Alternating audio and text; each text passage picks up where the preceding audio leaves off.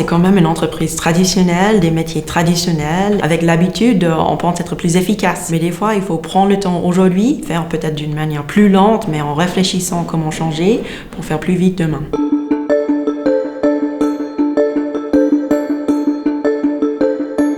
C'est un peu divisé en deux parties, l'innovation interne, démarche vers la technologie et la transformation digitale. Et puis on a aussi créé une sorte de spin-off qui s'appelle Explorers Lab, qui aide tous nos clients dans l'exploitation de leurs données. Comment appliquer l'intelligence artificielle, même le business intelligence, pour mieux sentir qu'est-ce qui se passe dans l'entreprise et prendre les meilleures décisions.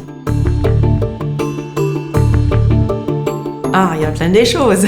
Alors, si on regarde dans les listes, par exemple, il y a un site Will Robots Take My Job? Les boulots qui vont être robotisés, les métiers comme comptable et auditeur, ils sont vraiment parmi les premiers. Mais ça ne doit pas faire peur parce qu'en fait, c'est les métiers comme ils sont pratiqués aujourd'hui. Il y a plein de tâches dedans qui sont assez répétitives et là, on peut s'appuyer sur la technologie pour faire d'une manière plus efficace, plus vite et passer du temps sur où on a la valeur ajoutée face à nos clients et dans un rôle plutôt de conseil.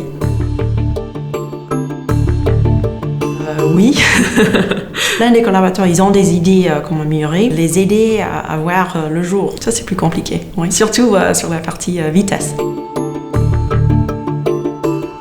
J'avais longtemps résisté d'aller vers la finance parce qu'il y a plein des physiciens qui ont changé pour travailler avec les chiffres de la finance. Et puis, des fois, ça peut être quelque chose très décalé du monde et des besoins des humains. Le travail du fiduciaire n'est quand même pas la même chose que high frequency trading, par exemple. Il y a plein de défis où on accompagne nos clients des petites et moyennes entreprises et c'est très humain finalement. Pour tout ce qui est data science, Andrew Ng aux États-Unis, qui est vraiment au point sur la data science, mais aussi la communication avec les gens techniques et non techniques, qu'est-ce que ça apporte. Cathy O'Neill qui parle de l'éthique derrière, pas juste comment être le plus efficace, mais qu'est-ce que ça implique pour les humains derrière. Après, je suis assez inspirée par nos concurrents dans les domaines du fiduciaire, mais aussi comme on développe maintenant notre pôle de data science. Il y a plein des startups qui se lancent dedans et ça, c'est très beau à voir. De mesurer et convaincre les gens sur l'urgence de faire ces changements. C'est quand même une entreprise traditionnelle, des métiers traditionnels et il y a peut-être une tendance de faire les choses de même manière qu'on a fait l'année dernière, l'année avant.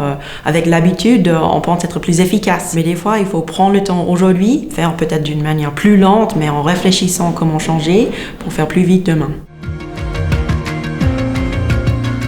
Il y aura beaucoup moins de papier, on espère bien. Aussi, c'est au niveau de l'accès à l'information, que le plus que les choses sont connectées, le mieux on peut vraiment comprendre vite et en profondeur qu'est-ce qui se passe dans une entreprise.